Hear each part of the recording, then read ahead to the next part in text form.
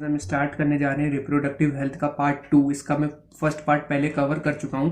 अगर आपने first part नहीं देखा है तो ऊपर आई बटन आ रहा होगा, तो उस पर क्लिक करिए, आपको फर्स्ट पार्ट देख लीजिए। ठीक है, अगर आप फर्स्ट पार्ट नहीं देखेंगे तो आपको सेकंड पार्ट समझ में नहीं आएगा। और ये बिल्कुल एनसीईआरटी बेस्ड है, इसके मैंने बहुत ही शॉर्ट नोट्स बनाए हैं। अगर आप ये पढ़ते हैं तो एनसीईआरटी एक बार रीड करने से आपका काम हो जाएगा। तो चलिए देखते हैं। तो इसमें हम देखने जा रहे हैं आज इनफेर्टिबल और इम्प्लांट्स के बारे में, ओरल कॉन्ट्रासेप्टिव पिल और सर्जिकल मेथड्स। ठीक है, तो ओरल कॉन्ट्रासेप्टिव पिल्स के बारे में हम लोग पहले देखते हैं। ठीक है, तो ओरल एडमिनिस्ट्रेटर्स, इसमें हम लोग पिल्स का यूज करते हैं। ठीक है, इसमें हमारी जो पिल्स होती है वो 2 टाइप की होती है। ईस्ट्रोजन और प्रोजेस्टेरोन का एक कॉम्बिनेशन होता है और एक प्रोजेस्टेरोन होता है। ठीक है, इसके बहुत ही स्मॉल डोजेस दिए जाते हैं। Pill have to be taken daily for a period of 21 days. ठीक है, starting preferably within the first 5 days of the menstrual cycle. जैसे मानिए आपके जो 5 दिन की जो मेंस्ट्रुअल साइकिल है उसमें पहले दिन या फिर दूसरे दिन तीसरे दिन, उस 5 दिन में कभी भी आप स्टार्ट करिए और उसको स्टार्ट करने के आपको कितने दिन तक खाना है, 21 डेज तक खाना है। ठीक है, फिर उसके बाद से 21 डेज तक कॉन्टिन्यूअसली इसको रेगुलरली लेना है। कब से? Start from the first 5 days of the menstrual cycle. ठीक है,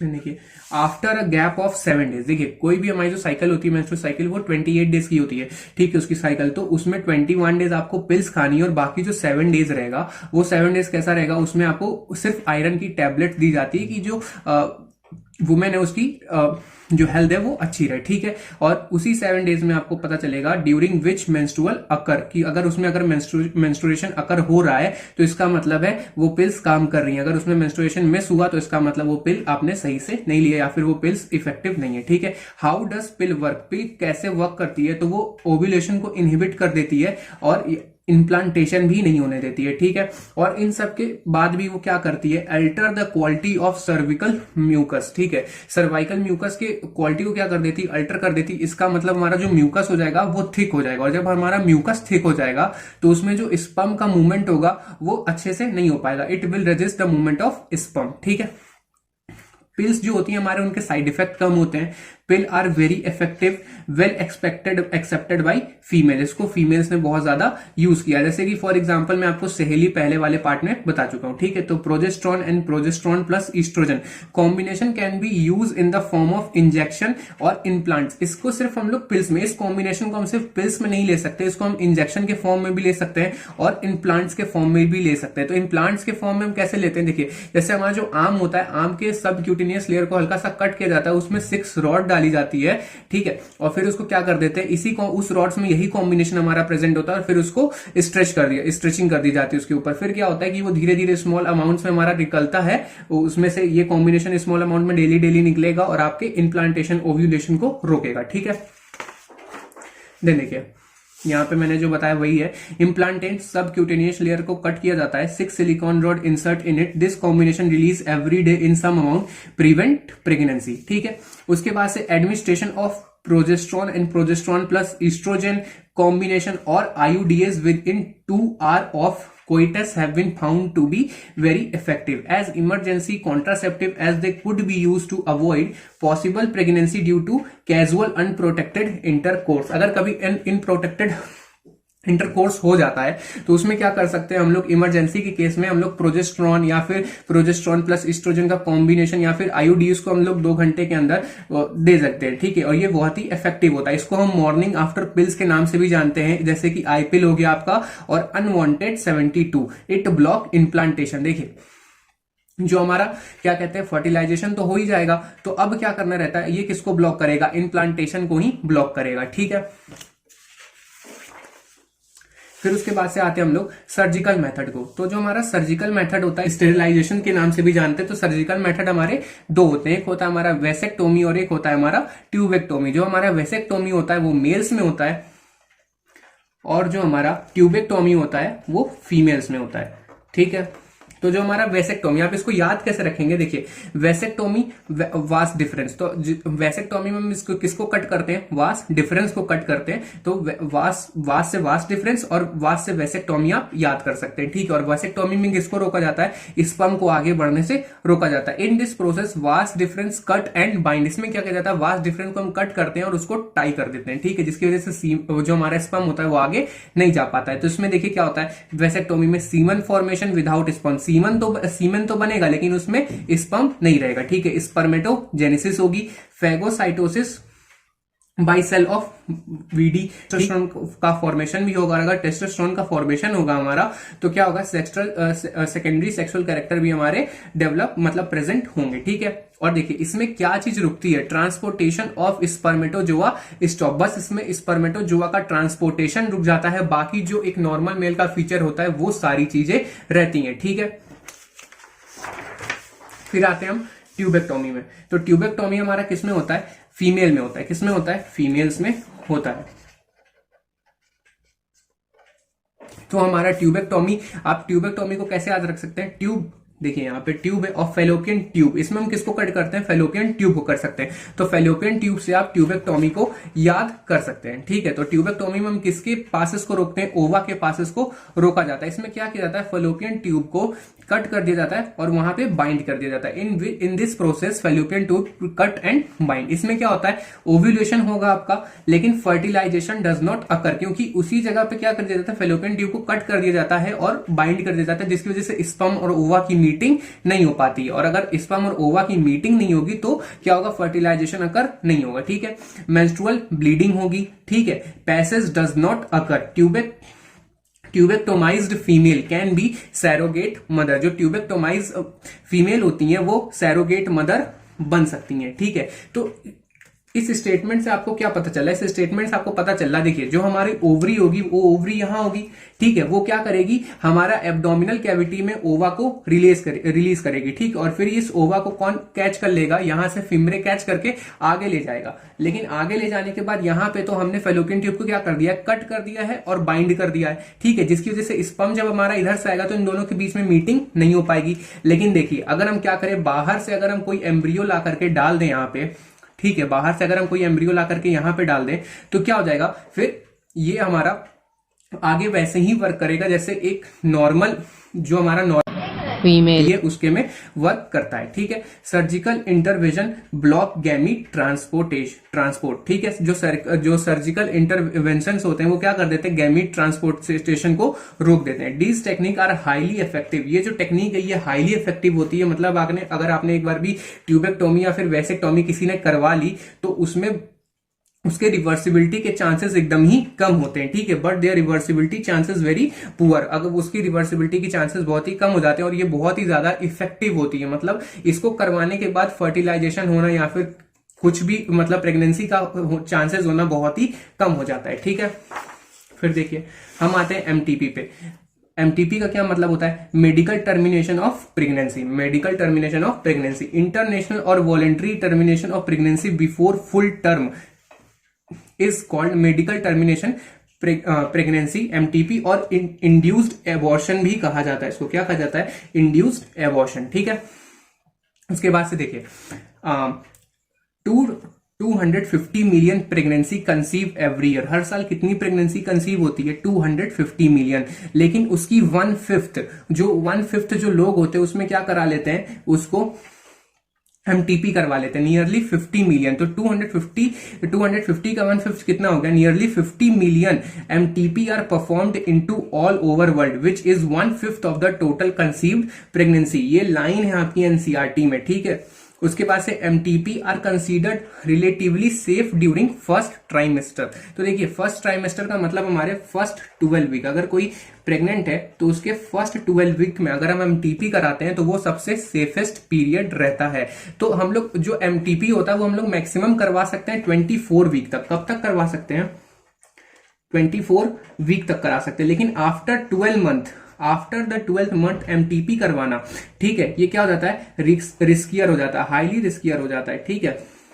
इसमें जो हमारा मैटरनल होगा उसके लिए खतरा बढ़ जाएगा। तो फर्स्ट ट्राइमेस्टर में क्या होता है, हमारा एमटीपी कराना बहुत ही सेफ है। लेकिन आफ्टर 12 वीक हमारे लिए एमटीपी करवाने से रिस्क बहुत ज्यादा बढ़ जाता है। तो ऐसा नहीं हो, जो हमारा 12 वीक में हमारा क्या रहता है, जो प्लेसेंटा होता है फर्स्ट ट्राइमेस्टर में उसका फॉर्मेशन नहीं हुआ रहता है। इस वजह से क्या होता है, एमटीपी हम करा सकते हैं, ठीक है। लेकिन आफ्टर 12 वीक हमारा जो मतलब 24 वीक में जो हमारा जो सेकंड ट्राइमेस्टर आ जाता है उसमें क्या होता है कि प्लेसेंटा का फॉर्मेशन हो जाता है। और जब प्लेसेंटा का फॉर्मेशन हो जाता है, तो जो प्लेसेंटा होता है हमारा बहुत ही ज्यादा कॉन्ट्रैक्ट कर जाता है, जिसकी वजह से जो खतरा होता है, जो डेंजर होता है वो काफी ज्यादा बढ़ जाता है। ठीक है, MTP are considered relatively safe during the first trimester up to 12 week of pregnancy because no placenta is form. ठीक है, नेक्स्ट देखिए, MTP is more riskier during second trimester. ठीक है, सेकेंड ट्राइमेस्टर मतलब हमारा 24 जो आफ्टर द 12 वीक। ठीक है, तो इसमें क्या होता है, प्रेगनेंसी का टाइम पहली बात बढ़ जाती है। आई मीन जो फर्स्ट ट्राइमेस्टर उसमें सिर्फ 12 हफ्ते होते हैं, फिर 12 हफ्ते के ऊपर जाते हैं तो उसमें प्रेगनेंसी काफी ज्यादा लंबी हो जाती है। फिर उसके बाद से प्लेसेंटा जो होता है उसका कॉन्ट्रैक्शन होता है वो बढ़ जाता है, और रिक्स जब प्लेसेंटा का कॉन्ट्रैक्शन बढ़ जाता है तो हमारा रिक्स भी बढ़ जाता है। ठीक है, the medical termination of pregnancy amendment act introduced in 2017। देखिए हमारी गवर्नमेंट ने क्या किया, 2017 में एक मेडिकल टर्मिनेशन, ठीक है, medical termination of pregnancy amendment act ले आया। कब ले आया, 2017। यहां से क्वेश्चन एमसीक्यू में क्वेश्चन आ सकता है, ये पार्ट इंपॉर्टेंट। ठीक है, by the government of India with the intention of, किस इंटेंशन लाया गया, with the intention of reducing the incidence of illegal abortion. Illegal abortion को रोकने के लिए ये एक्ट लाया गया। कब लाया गया, 2017 में। ठीक है, प्रेगनेंसी में be terminated on certain ground within the first 12 week of pregnancy on the opinion of one registered medical practitioner. देखिए जो हमारा प्रेगनेंसी होता है उसको फर्स्ट ट्राइमेस्टर में हम क्या कर सकते हैं, रोक सकते हैं, किसी रीजन का होना वैलिड है। ठीक है, if the pregnancy has lasted more than 12 week but fewer than the 24 week, two register medical practitioner must be opinion. ठीक है, फिर देखिए the ground for such termination of pregnancy, किस चीज का मतलब आप किस चीज पे प्रेगनेंसी एमटीपी करवा सकते हैं। ठीक है, देखिए the continuation of the pregnancy would involve risk to the life of the pregnant women और ग्रेव इंजरी फिजिकल और मेंटल हेल्थ। देखिए अगर किसी के प्रेगनेंसी से जो मैटरनल हो उसकी हेल्थ पे खतरा हो, या फिर जो इन्फेंट जो फीटस हो उसके लिए खतरा हो, तो या फिर जो प्रेग्नेंट वुमेन है उसके इंजरी, फिजिकल इंजरी के चांसेस हैं, या फिर उसके मेंटल हेल्थ पे कोई बात है, तो क्या करा सकते हैं, उस केस में हम एमटीपी करवा सकते हैं। फिर दूसरा, there is a substantial risk that the child were born, जो चाइल्ड होगा उसके ऊपर कोई रिस्क हो, it would suffer from such physical और mental abnormalities as to be serious handicap, तो इस केस में भी हम क्या कर सकते हैं, एमटीपी करवा सकते हैं। ठीक है, the wide spread use of this method, देखिए जो हम लोग ये सारे मेथड का यूज करते हैं, क्या कहते हैं कि चाइल्ड को बाद में बर्थ दें, या फिर जो हमारी जो प्रेगनेंसी का टाइम है उसको डिले कर दें, तो इन सब मेथड को यूज करने से क्या होता है, इसके साइड इफेक्ट भी बहुत होते हैं, क्योंकि आप नेचर के अगेंस्ट जा रहे हैं, अपनी बॉडी के ऊपर बहुत सारी चीजें लोड दे रहे हैं, तो इस वजह से क्या होता है, इसके बहुत सारे साइड इफेक्ट भी हैं। जैसे the wide spread use of this method have a significant role in checking uncontrol growth of population. ठीक है, ये पॉपुलेशन की ग्रोथ कंट्रोल करने में तो ठीक है, लेकिन however this possible ill effect like जैसे नोजिया, एब्डोमिनल पेन हो सकता है, ब्रेक थ्रू ब्लीडिंग, ठीक है, इरेगुलर मेंस्ट्रुअल साइकिल, किसी की मेंस्ट्रुअल साइकिल इरेगुलर हो सकती है, आई मीन मिस हो सकती है, किसी पता चला 1 महीने आ रही है 1 महीने बाद नहीं आ रही, कि कई महीने मिस हो जा रही, फिर उसके बाद से इवन ब्रेस्ट कैंसर के भी चांसेस हैं। ठीक है, फिर उसके बाद से देखिए सेक्सुअल ट्रांसमिटेड इन्फेक्शन, जो STIs, ठीक है, तो ये जो पुरानी एनसीईआरटी है उसमें एसटीडी है, लेकिन जो नई वाली एनसीईआरटी है उसमें एसटीआई करके दिया हुआ है, तो सेक्सुअल ट्रांसमिटेड इन्फेक्शन। ठीक है, इन्फेक्शन और disease which are transmitted through sexual intercourse are collectively called sexual transmitted infection. ठीक है, STIs also known as VD, VD का मतलब वेनरल डिजीज, और RTI, STIs को हम VD के नाम से भी जानते हैं और RTI के नाम से भी जानते हैं। RTI हमारा रिप्रोडक्टिव ट्रैक्ट इन्फेक्शन। ठीक है, तो देखिए यहाँ पे कुछ हमारे STIs डिजीज है, और ये STIs डिजीज किससे होते हैं यहाँ पे उसके नाम मैंने लिख दिए, जैसे कि हमारा गोनोरिया हमारा होता है नेसेरिया गोनोरोई। ठीक है, जेनाइटल हर्प, ये एक वायरल डिजीज है, जैसे कि हर्प सिम्प्लेक्स वायरस, सिफिलिस, ट्रेप्यूनेमा पैलेडियम, क्लेमेडियोसिस, ये एक बैक्टीरियल डिजीज है। ठीक है, क्लैमेडिया ट्राइकोमेटिस। ठीक है, फिर उसके बाद से देखिए हमारा genital wards, human papilloma virus, उसके बाद से ट्राइकोनियासिस हमारा एक प्रोटोजोअन डिजीज है, ये इंपॉर्टेंट है, ट्राइकोनियासिस हमारा प्रोटोजोअन डिजीज है, ये ट्राइकोनोमस वेजिनेलिस। उसके बाद से हेपाटाइटिस बी का पॉजिटिव एजेंट है हेपाटाइटिस बी वायरस। तो इसका हम फिर से एक बार रिवीजन कर लेते हैं। तो हमारा जो गोनोरिया होता है वो किससे होता है, नीसेरिया गोनोरोई से। जेनाइटल हर्प एक वायरल डिजीज है, ये किससे होता है, हर्पिस सिम्प्लेक्स वायरस। सिफेलिस किससे होता है, ट्रिपोनेमा प्लेडियम से। क्लैमाइडियोसिस किससे होता है, क्लैमिडिया ट्रैकोमोटिस से, ठीक है। उसके बाद से जेनाइटल वॉर्ड्स किससे होता है, ह्यूमन पेपिलोमा वायरस से। ट्राइकोनियासिस एक प्रोटोजोअन डिसीज है जो किससे होता है, ट्राइकोमोनास वेजिनेलिस से। हेपेटाइटिस बी किससे होता है, हेपेटाइटिस बी वायरस से, ठीक है। उसके बाद से the most disgusted infection in the recent year, ठीक है। ये लाइन है एनसीईआरटी की, इंपॉर्टेंट है, ठीक है। The most discussed infection in the recent year HIV। HIV किसको लीड करता है, एड्स को। उसके बाद से देखिए infection like hepatitis B, HIV can also be transmitted by sharing needle, surgical instrument. ये इंपॉर्टेंट है ये भी, ठीक है। तो जो हमारा हेपेटाइटिस बी और HIV जैसी जो डिजीज है ये निडल शेयर करने से, जैसे देखिए डॉक्टर ने क्या किया, कोई HIV इन्फेक्टेड पर्सन आया, उसको उसी इंजेक्शन से, उसको उसी निडल से इंजेक्शन दिया, फिर उसके बाद से उसी निडल से कोई अच्छा भला इंसान है उसको दे दिया। तो इससे भी क्या होता है, हमारा हेपेटाइटिस बी और HIV फैलता है, ठीक है। और सर्जिकल इंस्ट्रूमेंट मतलब अगर जैसे कोई HIV वाला पर्सन है, उस इंस्ट्रूमेंट से उसका ऑपरेशन हुआ, फिर उसके बाद से उसी इंस्ट्रूमेंट का किसी और का ऑपरेशन हो गया जिसको HIV नहीं था, तो उसको भी क्या हो जाएगा, HIV हो जाएगा, ठीक है। With infected person transfusion of blood और from an infected mother to the foetus, ठीक है। इसमें भी क्या होता है, हमारा HIV और हेपेटाइटिस बी फैलता है। Except for hepatitis B, genital herpes and HIV infection. देखिए इन तीनों को छोड़ के, हेपेटाइटिस बी, जेनाइटल हर्प्स और HIV इन्फेक्शन को छोड़ के, other diseases are completely curable if detected early and treated properly, ठीक है। इसको याद रखिएगा आप। देन उसके बाद से देखिए all person are vulnerable to these infection, their incidence are reported to be very high among person in the age of group of 15 to 24। इस डिजीज के कब होने के चांसेस सबसे ज्यादा होते हैं, जो लोग होते हैं 15 से 24 साल करके, 15 साल से 24 साल के बीच में जो लोग होते हैं उनके अंदर ये सारी जो डिजीजेस होती हैं वो ज्यादा मिलती, ठीक है। अर्ली सिम्टम ऑफ STIs क्या होता है, itching, fluid discharge, pain, swelling at genital region, ठीक है। STIs लीड टू PID हमारा क्या है, पेल्विक इन्फ्लेमेटरी डिजीज, ठीक है। और किसको लीड करता है, infected upper part of the uterus including fallopian tube, ठीक है। इसका प्रिवेंशन क्या है, avoid sex with unknown partner, ठीक है। Always try to use condom during coitus. फिर देखिए इन केस ऑफ डाउट, अगर किसी को लगता है कि हाँ उसको HIV होना, मतलब उसने कुछ ऐसा कर लिया है कि उसको हो सकता है, तो उसको in case of doubt should go to the qualified doctor, ठीक है। उसको क्वालिफाइड डॉक्टर के पास आना चाहिए for the early detection and get complete treatment of the diagnose with infection. फिर आते हैं इनफर्टिलिटी पे। इनफर्टिलिटी हमारा लास्ट टॉपिक है, ठीक है।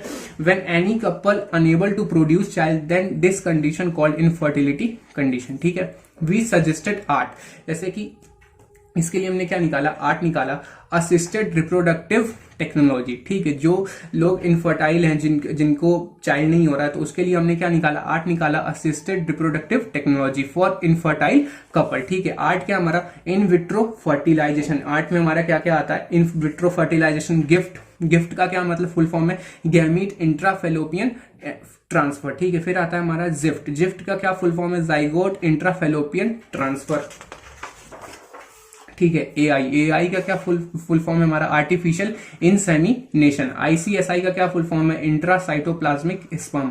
IUI का क्या फुल फॉर्म है, इंट्रा यूट्राइन इंसेमिनेशन। जैसे कि हम जिफ्ट देख लेते हैं, जिफ्ट का हमारा जो फुल फॉर्म आपको पता है, जाइगोट मतलब एम्ब्रियो, ठीक है। Up to 8 cell stage transfer into fallopian tube. तो जैसा कि आपको नाम से पता चल रहा है, जाइगोट इंट्राफेलोपियन ट्रांसफर, मतलब ये कहां ट्रांसफर होने वाला है, फेलोपियन ट्यूब में ट्रांसफर होने वाला है। इसको आप नाम से ही पता कर सकते हैं। और जाइगोट हमारा क्या है, वो एम्ब्रियो है, ठीक है। अप टू, और किस सेल पे, स्टेज पे, 8 सेल स्टेज पे, ठीक है। कहां ट्रांसफर हो रहा है, फेलोपियन ट्यूब के अंदर ट्रांसफर हो रहा है, ठीक है। फिर हम बात करते हैं गिफ्ट की। तो जो गिफ्ट है हमारा, ट्रांसफर ऑफ गैमीट का मतलब हमारा हो गया स्पर्म एंड ओवा। क्या हो गया, स्पर्म एंड ओवा, ठीक है। स्पर्म और ओवम इनटू फेलोपियन ट्यूब। जैसे मानिए कोई वुमेन है जो इनफर्टाइल है, तो उस केस में क्या होता है, किसी का ओवा लेकर के उसके फेलोपियन ट्यूब में हम ट्रांसफर कर देते हैं और मेल डोनर का स्पर्म लेकर के उसको भी कहां ट्रांसफर कर दिया जाता है, फेलोपियन ट्यूब में, और वहां जाकर के वो जाइगोट बना लेते हैं। तो आज हम लोग यहीं तक रखते हैं। आज ये रिप्रोडक्टिव हेल्थ खत्म हो गया है। नेक्स्ट टॉपिक पे जल्दी ही अपलोड कर दूंगा। अगर आपके लिए वीडियो हेल्पफुल हो तो प्लीज इसको लाइक शेयर सब्सक्राइब जरूर करें। और ये शॉर्ट नोट्स थे इसलिए मैंने इसको जल्दी जल्दी कवर कर दिया। इसकी डिटेल वीडियो में बाद में जरूर डाल दूंगा। Thank you.